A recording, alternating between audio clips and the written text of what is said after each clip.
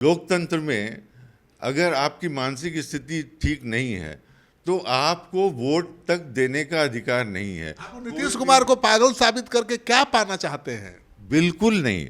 हम सिर्फ चाहते हैं कि जो सच्चाई है वो सच्चाई जनता के सामने आए, ताकि जो एक कन्फ्यूजन की स्थिति जो पैदा हो गई है और लोगों में को लग रहा है कि उनके मानसिक जो स्थिति है उसका लाभ उठाकर कुछ नेता और कुछ अधिकारी उनके अधिकारों का दुरुपयोग कर रहे हैं। जनता को फैसला करने दीजिए, जनता तो देख रही है सब कुछ ना। आप लोग क्यों घबराए हुए नीतीश कुमार से?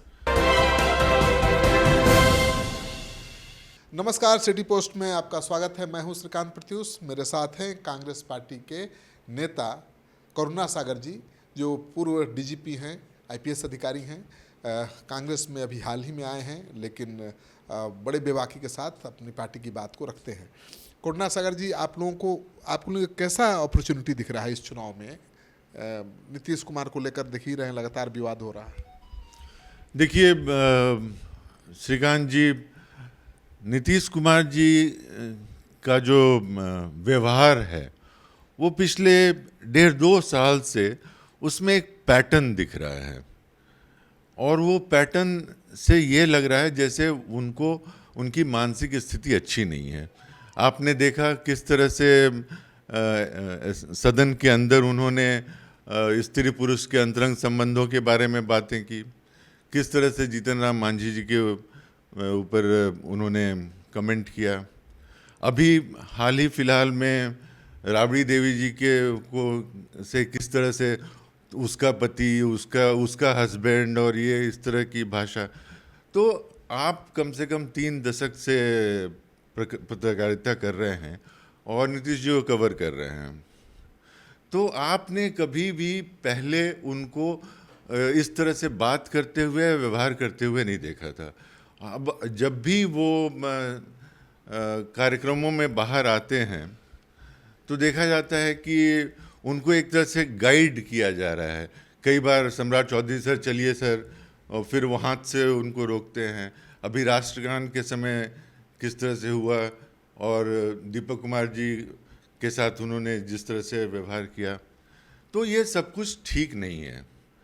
और देखिए, अगर नीतीश कुमार जी सिर्फ एक व्यक्ति मात्र होते तो एक सहानुभूति होती, लेकिन वो इस राज्य के मुखिया हैं, इस राज्य के सर्वोच्च पद पर हैं, तो इसके बहुत मायने हैं। और इसका क्या असर पड़ता है? इसका दो चीज़ें हैं। एक राजनीतिक पहलू है और एक प्रशासनिक पहलू है। राजनीतिक पहलू ये है कि उनकी मानसिक स्थिति जब से वो बीजेपी के साथ आए हैं बद से बदतर होती जा रही है। वो बहुत ही मानसिक तनाव में हैं, और एक तरह से बीजेपी उनको कठपुतली की तरह इस्तेमाल कर रही है। और कठपुतली का आपने देखा होगा कि स्ट्रिंग जो होता है वो किसी और के हाथ में होता है। आपने देखा गृह मंत्री कल यहाँ आए, इसके पहले गृह मंत्री ने आज तक के जो प्रेस मीट था उसमें क्या कहा। प्रधानमंत्री आए, किसी ने ये नहीं कहा कि नीतीश कुमार जी चुनाव के बाद मुख्यमंत्री बनेंगे। तो अभी बीजेपी सिर्फ उनका इस्तेमाल कर रही है एक मुखौटे की तरह चुनाव के लिए, और चुनाव के बाद जो उनकी स्थिति होगी वो शायद उसका अंदाज़ा उनको है, और इसीलिए उस पर प्रेशर है। तो ये हुआ एक राजनीतिक बात। आप डीजीपी रहे हैं, प्रशासनिक पहलू बताइए, क्या इम्पैक्ट पड़ता है? देखिए, हमने कई मुख्यमंत्रियों के साथ काम किया है, और जो मुख्यमंत्री होते हैं वो राज्य का सबसे बड़ा एग्जीक्यूटिव पोस्ट होता है। तो राज्य के जितने भी महत्वपूर्ण फाइल हैं, खासकर ऐसे फाइल जिसके ऊपर लिखा रहता है सीक्रेट कॉन्फिडेंशियल, गोपनीय, जो सिर्फ और सिर्फ मुख्यमंत्री को देखने के लिए होता है, उनको उस पर एक्शन लेना होता है। लेकिन यहाँ अगर उनकी मानसिक स्थिति अच्छी नहीं है तो ये जो खुफिया विभाग, चाहे वो पुलिस का हो या आईबी भी कई बार रिपोर्ट्स स्टेट को देती है, तो ये सब जो बातें आ रही हैं, जो गोपनीय फाइल आ रही हैं, इस पर डिसीजन कौन ले रहा है? कोई भी अधिकारी ले सकता है, हमेशा अधिकारी ही लेते रहे नहीं हैं, ले सकता। सारे मुख्यमंत्री काबिल ही नहीं होते नहीं हैं। ले सकता है। देखिए, मुख्यमंत्री ने शपथ ली है संविधान को मानने के लिए और संविधान की गोपनीयता, अपने कार्य की गोपनीयता को मेंटेन करने के लिए। इसीलिए संविधान में मुख्यमंत्री को इतना ऊंचा दर्जा दिया गया है और मुख्यमंत्री के बिहाफ पर कोई और डिसीजन नहीं ले सकता है। देश में कितने मुख्यमंत्री हैं नीतीश कुमार जैसे? बहुत ऐसे मुख्यमंत्री हैं जो अधिकारियों के जरिए चलाते हैं सरकार। ये तो कोई नई बात नहीं है। अधिकारियों से सलाह लेना और अधिकारी ही उस पर फैसला लें, दोनों में बहुत अंतर है। ये कैसे आप दावा कर सकते हैं कि अधिकारी फैसला ले रहे हैं, नीतीश कुमार फैसला है? अगर मैं ये नहीं कह रहा हूं कि उनकी मानसिक स्थिति बिल्कुल खराब हो गई, मैं कह रहा हूं कि एक पैटर्न दिख रहा है। पैटर्न दिख रहा है, बुढ़ापे में कुछ स्वभाव में चेंज आता है। बिल्कुल हो सकता है। तो अगर ऐसी बात है तो जैसे हाईकोर्ट को इसका संज्ञान लेना चाहिए कि भाई अगर संविधान के हिसाब से सरकार चल रही है, नहीं चल रही है, और एक सीनियर डॉक्टर्स का एक पैनल बनाया जाए और वो पैनल उनके स्वास्थ्य को इवैल्यूएट करके और एक बुलेटिन जारी करे ताकि वो सारे जनता को पता चले। क्योंकि ये जो चर्चा है वो आज आम चौक चौराहों पर हो रही है और जनता को लग रहा है कि शायद हमारे जो मुखिया हैं वो इस स्थिति में नहीं है कि वो सरकार को ठीक तरह से चला सके। लगातार एक्शन में है। आप देख लीजिए, यात्रा उन्होंने किया, हर कार्यक्रम में जाते हैं, किसी दिन छुट्टी नहीं लेते हैं। फिर आप लोग क्यों सवाल उठा रहे हैं? हाँ, उनके व्यवहार में बदलाव आया है, उम्र के साथ होता भी है ऐसा।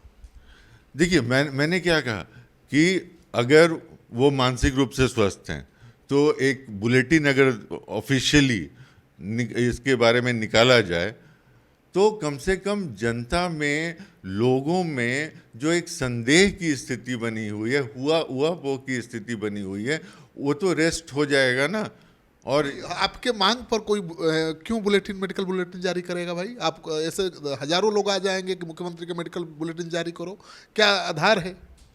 आधार वही है जो हमने कहा कि आपने उनके व्यवहार को 2-3 साल पहले के उनके व्यवहार को देखिए और आज 2-3 साल से व्यवहार देखिए। जिस तरह से अशोक चौधरी जी के घर जाते हैं, उनके पिताजी की वर्सी होती है और फूल उनके ऊपर डाल देते हैं। एक बार उनको पकड़ के किसी पत्रकार से उनका सर टकरा रहे हैं, कोई पीडब्ल्यूडी का अधिकारी भागा जा रहा है और ये उसके पीछे भागे जा रहे हैं कि पैर पकड़ना है। तो आपको लगता है कि कोई भी मुख्यमंत्री, और नीतीश कुमार जी एक गंभीर मुख्यमंत्री के रूप में जाने जाते रहे हैं, तो उनका ये व्यवहार, ये नेचुरल व्यवहार है। लालू जी का व्यवहार कैसा था? वो भी तो हर काम में जोकरई करते थे, तो आप वो भी आधार हो सकता है कि भाई ऐसा मुख्यमंत्री कैसे रह सकता है? राबड़ी देवी कितनी पढ़ी लिखी थी? राबड़ी देवी की योग्यता क्या थी? वो कैसे गुप्त फाइलों पर डिसीजन लेती होंगी? आप नीतीश कुमार पर सवाल उठा रहे हैं, राबड़ी देवी लालू जी के शासन पर क्यों नहीं सवाल उठा रहे? देखिए, हम आज के मुद्दे की बात कर रहे हैं तो हम लोग आज के मुद्दे पर बात करते हैं। और मैंने क्या कहा, मैं डॉक्टर नहीं हूँ, मैं ये नहीं कह सकता हूँ कि किसी की मानसिक स्थिति अच्छी है या नहीं है, लेकिन जो चर्चा मीडिया में सबसे ज़्यादा, उनके जो ऐसे वीडियो होते हैं वो मीडिया ही चला रहा है, मीडिया के माध्यम से लोगों तक पहुंच रहा है ना, और जब लोगों तक पहुंचता है तो लोगों में एक संदेह की स्थिति उत्पन्न होती है।